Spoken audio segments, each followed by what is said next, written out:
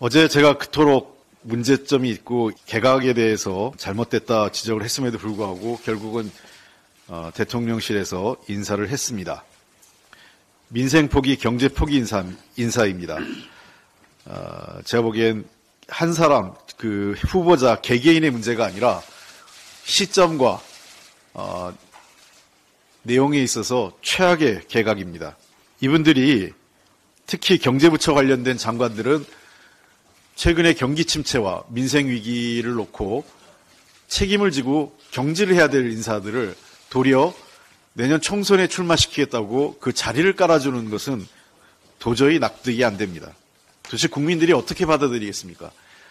아직 예산안도 국회에서 협의가 마무리가 안 됐고 통과가 되지 않았습니다. 근데 예산 관련 주무장관인 경제부총리 겸 기재부 장관을 지금 개각하겠다고 발표를 했습니다. 정말 이해할 수 없습니다. 이렇게 국민의 뜻을 거스르고 경제위기, 민생위기를 나몰라라 하는 정권은 처음 봤습니다. 특히 경기 침체와 민생경제의 어려움으로 내년 경제위기설까지 나오는 마당에 대통령께서 경제 관련 내각을 이렇게 바꾸는 것은 매우 잘못됐습니다.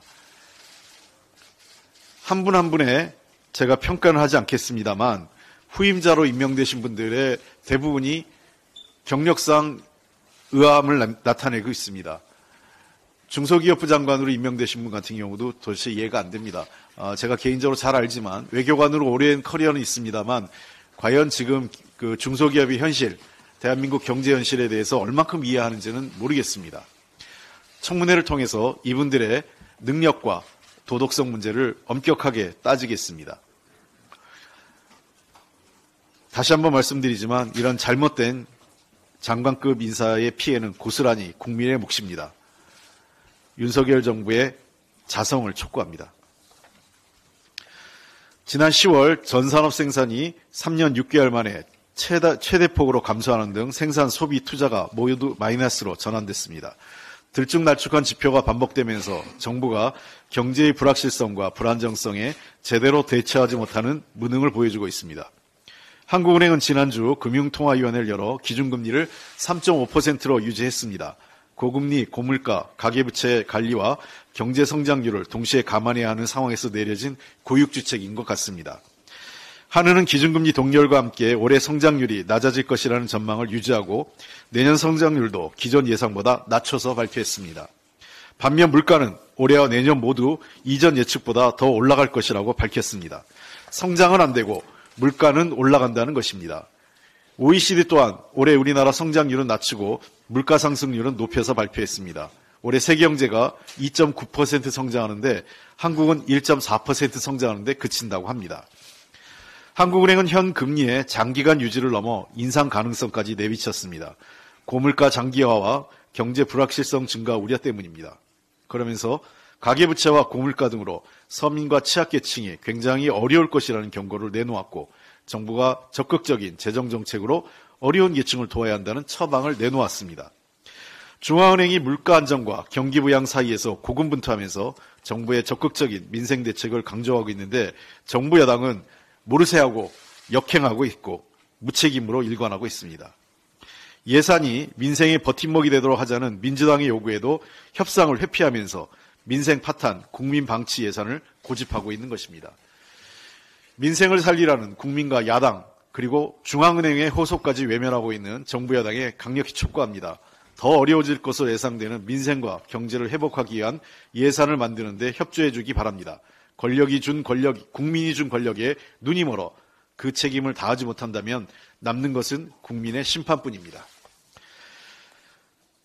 윤석열 정부의 에너지 정책이 거꾸로 갑니다.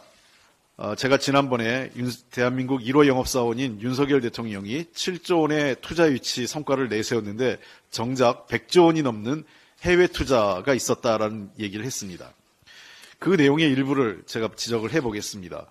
미국 백악관은 최근 259조에 달하는 투자를 유치했고 이 중 72조 원이 한국 기업이라고 밝혔습니다. 여기에는 한화큐셀이 3조 2천억 원을 투자해 태양광 패널 공장을 짓고 2,500명의 고용을 창출한다는 내용도 포함되어 있습니다.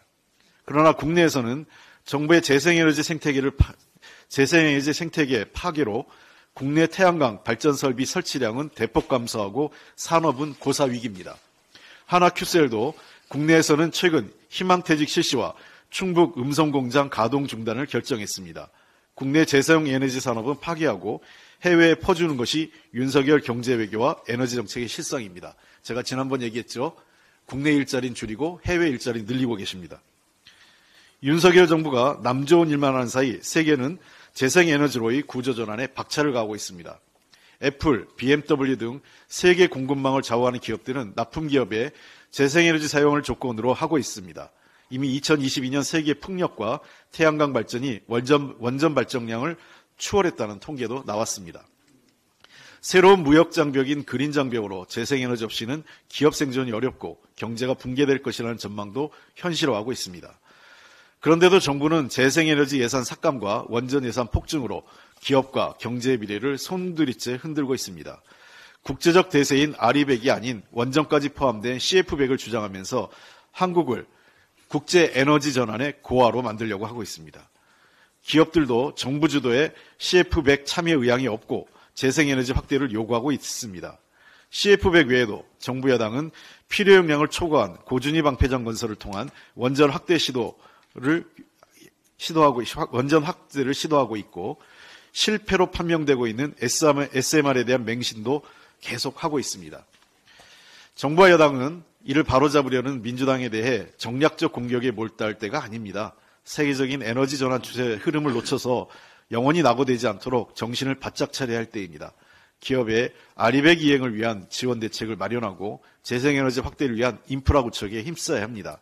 잘못을 저지르는 것보다 더 큰 문제는 잘못을 바로잡지 않는 것임을 깨닫기 바랍니다. 이상입니다.